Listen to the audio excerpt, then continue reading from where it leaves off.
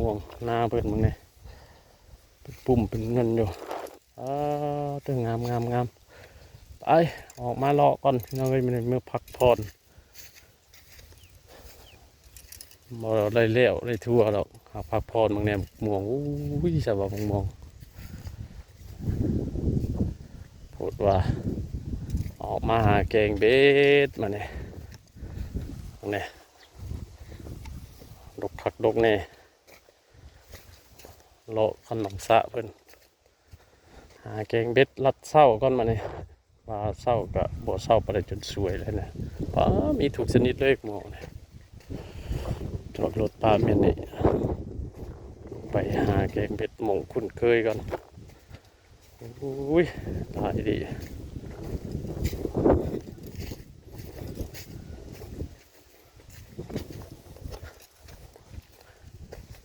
หวานแล้วหรอบ่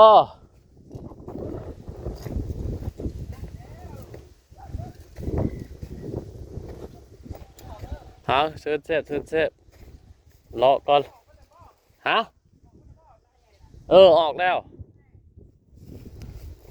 ออกแล้วดำมาบ่นี่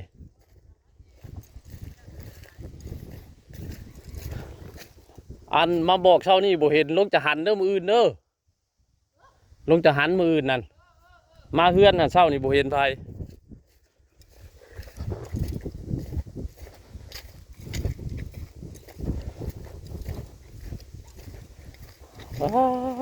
ต้องเป็นอยู่นี่มันเด็ดม่วงดกดีม่วงนาเป็นมันนี่เป็นปลูกแต่พูนสุดคันปูทอดพี่เขาเวียกไปเบิ่งก่อนน้ำบกแล้วบ่น้องเอ้ยน้ำบกบ่หรือว่าตั้งแต่อันโอ้ยน้ำขุ่นแล้วนี่น้อยเดียวนึงน้ำกันนะมีปลาข้างหรือเปล่าเลยมาตั้งแต่ฝนตกแห้งตอนนั้นเนาะน้ำขึ้นบ่ได้มาเลยเฮ็ดเวียกเฮ็ดงานตอนนี้มาจอบเบิ่งอีกบาทเนี่ยมีหรือเปล่าแหละปวดออกมา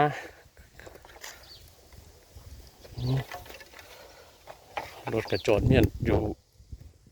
หน้าเพื่อนใกล้กันนั่นแหละโอ้เดี๋ยวนี้มีแต่หน้าบ้านปีนี้โอ้มีน้ำบ่เนาะตกตะกี้น้ำออกมากน้ำออกเก่งน้ำลายก็บ่ได้เป็นจุดบ่ได้มาแต่เฮิงเนี่ยก็สิมาเบิ่งมื้อนี้น้ำขุ่นเนาะจะกินได้หรือเปล่ามาเบิ่งก่อนเป็น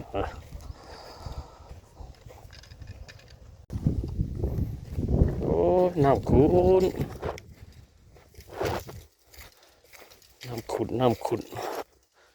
มีปลาบ่เนาะปลาชุกก้อนนี่เพิ่นขึ้นมานี่ยันว่าเพิ่นข้างวัง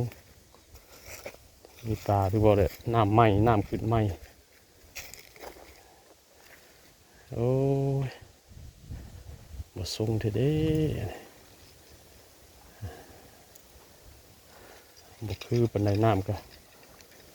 ขุ่นตัวอยู่น้ำขึ้นใหม่มาตอนนั้นผู้น้ำขึ้นฮอดผู้มันก็ปลามันใหญ่วังเนาะขึ้นมาเบิ่งนำมาเบิ่งตอนนี้ไปสิตีเหยื่อปลาสูตรอีกก่อนเพราะว่าปลาสูตรขึ้นลายเขาบริจับเบ็ดหลายเดือนเติบได้นี่ตั้งแต่ก่อนสิลงหน้ามาทดสอบมันก่อน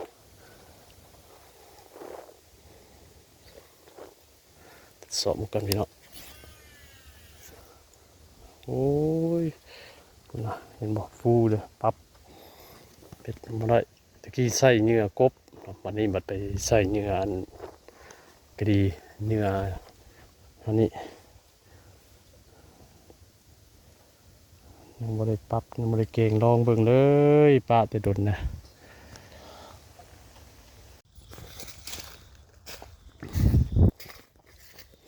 บ่ได้น้ำแห้งเลยตอนน้ำลาย ก็สิบประมาณ10 กว่ามือคือหลังเนาะน้ำขึ้นก็เต็มเบิดเตียวนี่มันนี่มันบริตกตั้งแต่นั้นมาบ่นะน้ำก็เลยขาดวังบกไปเลยมีเอาน้ำมาเจาะเบิ่งบัดนี้วัดแห้งไปเลยให้หน้าตะกร้าเพิ่นก็ยังบ่ได้ไถฮอดทุดเห็นกระแดงเบิดแถวนี่มาเลาะเบิ่งโอ้มีน้ำโอ้ยบ่คือคิดเลยปลาก็บ่มีคิดว่าเพิ่นสิขึ้นมาย้ายวังมาอยู่ทั้งถึงมาเบิ่งแล้วน้ำบกไปเลยนี่นะห้วยกะนี่น้ำตะลักตะแลกแบบนี้ปลาชิอยูเนาะโอ้มีปลาบ่มีปลาพี่น้องเอ้ย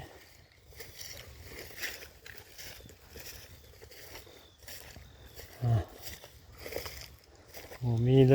ยนี่กลับบ้านยางกลับลัดขางนี่พูดเลยลงทั้งครัวทั้งน้ำแห้งหมดแล้วว่าสิมาเก่งเมืองแถวนี้วะเป็นเหตุหน้าบ้านแห้งคือกันเท่านี้ก็ได้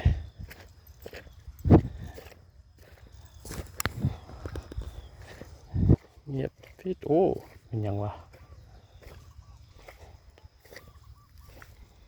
โอ้เป็นประดิษฐ์เห็นรถอันนั่นบ่เห็นรถสุกเนี่ยเห็นรถไทยนี่เป็นสุกอ่ะหลายคนหลายเป็นหน้าเพิ่นบ่เพียงเลยเห็นรถอันนั้นสุกขึ้นมานี่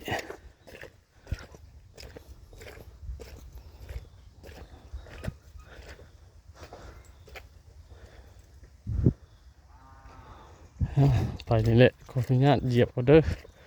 คือท่านได้ออกดอก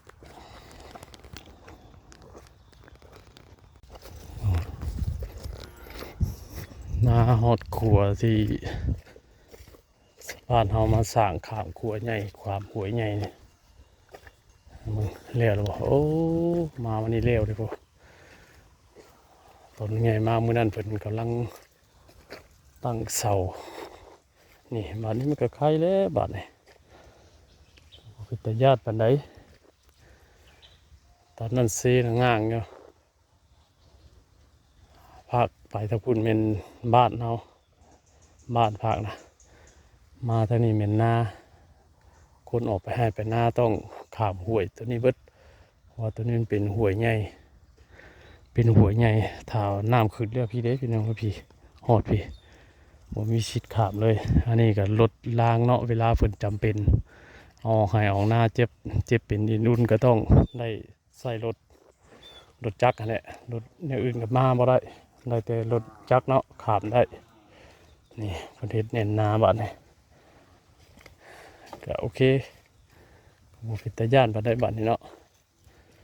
นี่ปีกไม้ตัวนี้ก็คักกันดีนี่ไม้ดองข้างนั้นก็เป็นไม้ธรรมดาบ้านนี้โอ้ลึกก็ดีความสูงเลยผมมีปลาพี่น้องไอ้แห้งบ่เลยน้ำห่วยกันนี่ซับนี่ตอกตะเล็กเห็นอยู่ปลาน้อยเนาะน้ำบกินเบ็ดนี่ปลาน้อยปอมแบบนี่ปลาสูตรปลาขาวน้อยปลากระบอกมีแต่ทางใต้ทางที่เขาเคยไปตึกตึกหยังบ่ได้คือสิมีเนี่ย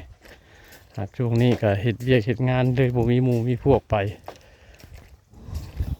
ออกมาพักผ่อน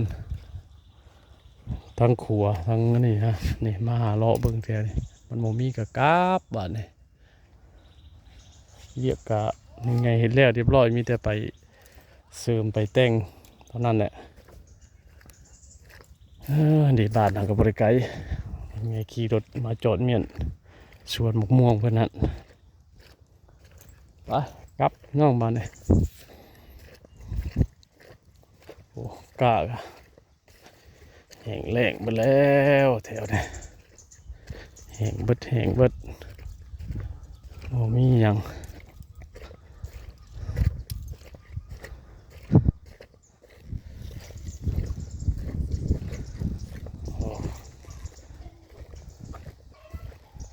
แห้งเขาก็เฮ็ดหน้าแห้ง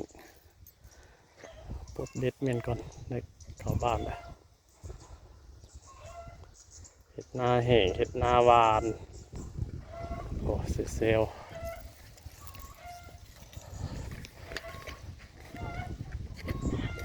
ไป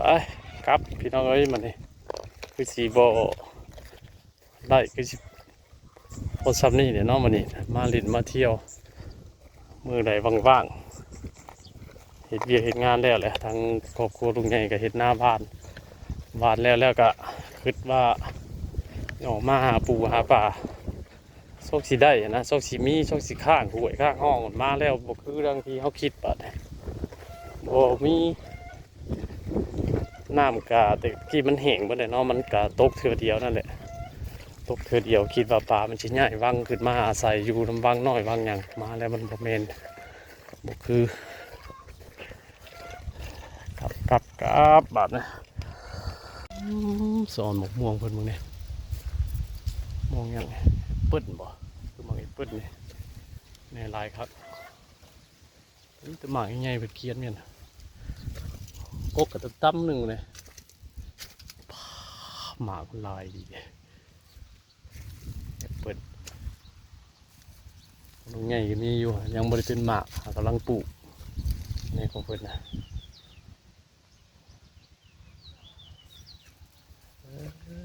ตั้มหนึ่งเดี๋ยวต้นมันนะตอนไปก็ท่ายตอนมาก็ท่ายพี่น้องอันนี้เป็นหมากม่วงแบบน้ำเกลือลุงใหญ่ใหญ่ยาวเนาะน้ำเกลือลุงใหญ่ก็มีแบบนี้มีทุกสิ่งอันนี้ให้เป็นนกกัวตำกัวเพราะเป็นคือจะบริกินเนาะอันนี้ก็เป็นอย่างว่าเขียวสวยบ่น้ำดอกไม้เนาะเวลาใหญ่ก็มีดกไปดีหน่อยคนนิดหน่อยนึงเลยย่างเนาะไว้กินไว้ขายมีแล้วก็ประหยัด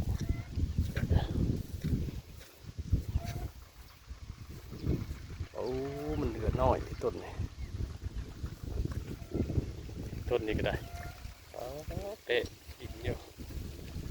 จับคักแท้เนี่ยเตะกับดินอยู่หน่อยใหญ่ๆแล้วทุกอย่างเคียนเมียนนี่เคียนคูต้น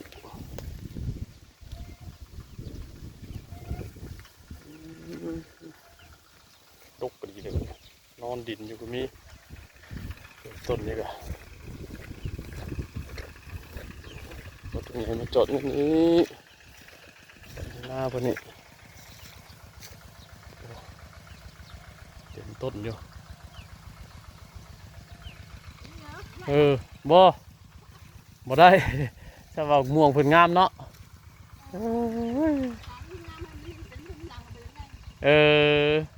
ถ้ามันจับดีใส่ยาฉีดบ่มึงเนี่ยดกคักดกแน่มะม่วงใหญ่เพื่อนนี่ก็ดกดูมันหักคือว่าใกล้คดเนาะกินเลยอันนี้มันหลายเกินอันนี้นะ